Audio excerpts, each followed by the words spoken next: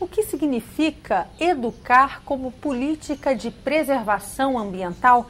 Por onde começa essa conscientização? Um seminário internacional promovido pela Comissão de Educação do Senado, em parceria com a Confederação Nacional do Comércio, reuniu especialistas e autoridades em Poconé, cidade a 100 quilômetros de Cuiabá, no coração do Pantanal mato-grossense. Para falar com a gente sobre essa discussão, política, educação e meio ambiente, a gente recebe no programa Encontros o jornalista e documentarista Washington Novaes. Muito obrigada por conversar com a gente. Como um dos conferencistas convidados, na sua abertura desse encontro, você falou da necessidade de uma verdadeira revolução. Mais do que uma questão curricular, educar agora é uma mudança de paradigma. Por onde começa essa mudança? É o que eu disse citando o Kofi Annan, que foi secretário-geral da ONU durante mais de uma década, um homem muito competente, muito informado. Ele diz que hoje o centro dos problemas no nosso mundo são mudanças climáticas e consumo de recursos naturais acima da capacidade do nosso planeta de repor. Nós estamos consumindo mais do que o nosso planeta pode nos dar. Então, diz o Kofi Annan, essas duas questões é que ameaçam a própria sobrevivência da espécie humana. Isso é muito grave, né? Essas palavras na boca de uma pessoa como o Kofi Annan. Significa que os nossos modos de viver são inadequados, são insuportáveis pelo nosso planeta. Então, significa que nós estamos vivendo uma crise de padrão civilizatório dos nossos modos de viver, né? Nós temos que reformular, reencontrar outros formatos de viver. E como é que nós vamos fazer com isso? A educação tem um papel fundamental nisso aí, em educar as pessoas para esse novo tempo que elas vão ter que viver, para repensar a sua vida. Quando você fala em crise do nosso padrão civilizatório, a gente fala uma crise também dos nossos valores de consumo numa sociedade capitalista, cujo modelo econômico depende necessariamente de consumir. É consumindo que se gera emprego, é gerando emprego que se gera novas oportunidades de trabalho. As sociedades e os países precisam do crescimento econômico para se tornarem viáveis. Dentro desse novo modelo proposto, discutido no encontro como esse, qual a alternativa? Olha, o consumo no mundo terá que ser repensado e terá que ser revisto. Há quase 20 anos, o Programa das Nações Unidas para o Desenvolvimento, o PNUD, vem nos dizendo o seguinte, que os países industrializados, com menos de 20% da população mundial, consomem quase 80% de tudo, e dos recursos do mundo também. E os outros em desenvolvimento querem consumir, né? Então diz o PNUD isso, se todos os países, todas as pessoas tivessem o padrão de consumo de norte-americanos, europeus ou japoneses, nós precisaríamos de mais 2 ou 3 planetas para suprir esses recursos, só que esses planetas não estão disponíveis. E, de certa forma, você tem o mesmo problema repetido dentro de cada país. Dentro de cada país você tem uma parte pequena da população com um altíssimo nível de consumo e a grande maioria com um consumo muito menor ou com carência até de recursos. Então o mundo está desafiado a encontrar isso, quer dizer, um novo padrão civilizatório que permita o equilíbrio no consumo de recursos, mas também permita o equilíbrio no consumo entre os grupos sociais e as pessoas. Em outras palavras, uma redistribuição. Uma redistribuição, um problema de equidade. O mundo vai ter que enfrentar essa questão da qual ele tem fugido até hoje, dizendo que o formato que nós vivemos é o formato inevitável. Se ele for inevitável, nós vamos caminhar para o colapso. Então, vai ser preciso encontrar outros formatos. Durante o encontro, o seminário internacional, também muito se falou sobre o desperdício. Ainda hoje nós desperdiçamos na questão do lixo, desperdiçamos aparentemente na questão energética. O Brasil, dentro desse paradigma, um país que tem enorme, abundante fonte de recursos naturais, como é que o senhor situaria a estratégia brasileira nesse setor? O Brasil precisa construir uma estratégia. O Brasil é um país numa posição relativamente privilegiada no mundo, né? O Brasil tem território continental, tem sol o ano todo para plantar e colher. O Brasil tem quase 13% de toda a água que corre na superfície do planeta, e isso é um alto privilégio num mundo já mergulhado na crise da água. O Brasil tem uns 15% da biodiversidade planetária, é outro privilégio, porque daí virão os novos medicamentos, os novos alimentos, os novos materiais para substituir os que se esgotarem.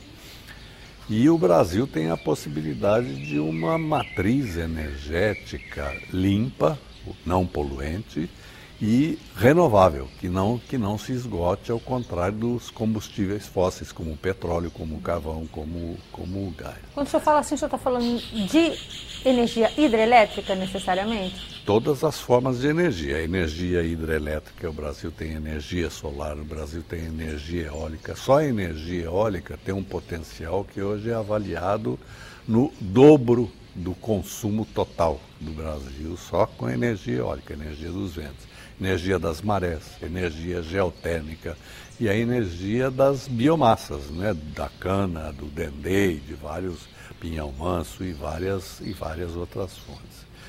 Então, se o Brasil tem tudo isso, e o Brasil tem, então, aquilo que é escasso no mundo, aquilo com que o mundo sonha, o Brasil tem em relativa abundância, o Brasil devia transformar isso no centro da sua estratégia, de valorização disso e de trabalhar para que isso tenha um valor cada vez maior e que a gente siga cada vez maior uma matriz que conserve esses recursos, que poupe esses recursos. Mas nós não temos uma política de biocombustíveis, como o Brasil tem se empenhado, o governo brasileiro nos últimos anos tem se empenhado em propagar pelo mundo, é parte de uma estratégia como essa? É parte, é um dos formatos de energia da biomassa. Mas, em compensação, o Brasil continua fazendo leilões de energia de termoelétrica, movidas a carvão, a óleo diesel e até importando carvão da China. Isso é um absurdo, né? Então, o Brasil precisa, inclusive, reexaminar a sua matriz energética, porque há um estudo, por exemplo, feito pela Unicamp e pelo WWF, que é de 2006, que diz o seguinte: o Brasil pode viver tranquilamente com metade da energia que consome hoje, se fizer eficiência energética, conservação energética, se fizer repotenciação de antigos geradores de usinas que estão rendendo pouco e poderiam render muito mais com um pequeno investimento, em vez de construir uma usina nova, e também reduzindo as perdas nas linhas de transmissão. O Brasil perde 17% da energia que gera energia elétrica nas linhas de transmissão. E por que isso? Porque são linhas antigas, são linhas mal conservadas, por uma série de fatores. Agora, se você compara isso, por exemplo, com o Japão perde 1%. Em compensação, o Japão é um país tão pequenininho, linha de transmissão para daqui, ali no Japão, não se compara com um pequeno estado brasileiro. Mas a Europa também perde pouco, e a Europa é grande, os Estados Unidos perdem pouco, e os Estados Unidos são grandes. Então o Brasil precisa rever a sua questão energética, em vez de só pensar em construir novas mega hidrelétricas na Amazônia a preços brutais, inclusive preços ambientais altíssimos. O senhor é contrário a parte desses projetos que são anunciados como estratégicos para o crescimento, né? Fazem parte do chamado PAC? Eu vou te dar uma opinião que não é minha, vou te dar uma opinião do Instituto de Engenharia de São Paulo, que botou isso na revista dele. Belo Monte, o projeto de Belo Monte, é uma vergonha, diz o Instituto de Engenharia de São Paulo. É um projeto que começou avaliado em 8 bilhões, passou para 9, passou para 10, passou para 11, passou para 14, passou para 15, passou para 20, passou para 24, passou para 30 bilhões, agora recuou, agora está em 19 bilhões. Então, cabe perguntar, primeiro, o seguinte: para que é a energia de Belo Monte? A quem vai servir a energia de Belo Monte? Tal como o Tucuruí, ela vai servir principalmente para as empresas exportadoras de alumínio e ferro-gusa ou aço. Por quê? Porque são produtos que o primeiro mundo não quer produzir por causa do seu alto custo energético. A energia é o fator mais caro na produção do alumínio e do aço via ferro-gusa. E na sua avaliação, o Brasil não deveria investir na produção desses produtos? Não para exportar com 50% de subsídio no preço da energia, como acontece com Tucuruí e como vai acontecer com Belo Monte também. O primeiro contrato de Tucuruí, que durou 20 anos, para construir Tucuruí, foram inundados 2.730 quilômetros quadrados de floresta, uma enormidade. E a energia dali, foram retiradas 90 mil pessoas, altos custos ambientais. E a energia fornecida para essas empresas com mais de 50% de subsídio. No final do primeiro contrato de 20 anos, o Tesouro Nacional fez uma conta, tinha custado, eu creio que 8 bilhões de dólares esse subsídio. E o Tesouro Nacional cobrando isso da Eletrobras. A Eletrobras dizendo que não podia pagar. E o que foi feito? Foi repassada para a conta de todos os consumidores brasileiros, para a sua, para a minha, de todo mundo que está aqui. E Belo Monte vai ser a mesma coisa. Você acha que Belo Monte é energia para a Amazônia? Tucuruí é energia para a Amazônia? Não vai nada para a Amazônia, vai tudo para isso aí. Você vê, por exemplo, a grande parte da Amazônia continua com energia à base de óleo diesel, Macapá, Manaus, todas essas cidades. Então, não é esse tipo de projeto que o Brasil precisa. Ele precisa de uma matriz energética eficiente e esse dinheiro que vai ser investido lá devia ser investido em outras coisas. Devia ser investido em educação, devia ser investido em ciência, devia ser uma porção de coisas. Essas outras energias que o senhor citou e que têm grande potencial de desenvolvimento no Brasil, são viáveis economicamente? Energia eólica, solar, do ponto de vista de um crescimento econômico de um país e da necessidade que cada país tem, como a gente falou no início, de crescer e ter sua matriz energética crescendo pelo menos de forma correspondente. A energia eólica já tem o seu preço praticamente igualado com esses outros formatos, tanto que se prevê agora, para esses próximos anos, até um forte crescimento da energia eólica no Brasil. Vai ser instalada uma grande indústria de produção de equipamentos para usinas eólicas. A energia solar, o mundo inteiro está investindo pesadamente na energia solar. A Austrália está investindo pesadamente, a Espanha está investindo, Portugal está investindo muito, a Dinamarca está investindo muito. Há um estudo já feito aqui no Brasil que mostra o seguinte: se nós ocupássemos 1/4 da área do reservatório de Itaipu, da hidrelétrica de Itaipu, com painéis solares, nós produziríamos tanta energia quanto a hidrelétrica de Itaipu. Possivelmente por um custo um pouco mais caro. Mas é um custo cada vez menor ao longo dos anos. E ao longo dos anos, né? A Dinamarca já está com 20% da sua energia de energia eólica. A Alemanha caminhando para 20% de energia eólica. O mundo todo está investindo nisso e nós vamos ter que investir. E essa questão dos custos, ela é uma questão de discussão difícil também, porque precisa saber que custos você inclui ou não inclui. Por exemplo, impactar os custos para o meio ambiente, por exemplo. Por exemplo, quer dizer, quando você tem uma usina movida a óleo diesel, quem é que computa nos custos dela o custo da poluição que ela gera? E os custos que essa poluição gera, por exemplo, para o sistema de saúde, né? Você tem sempre custos que não são contabilizados. No sistema de transporte é a mesma coisa.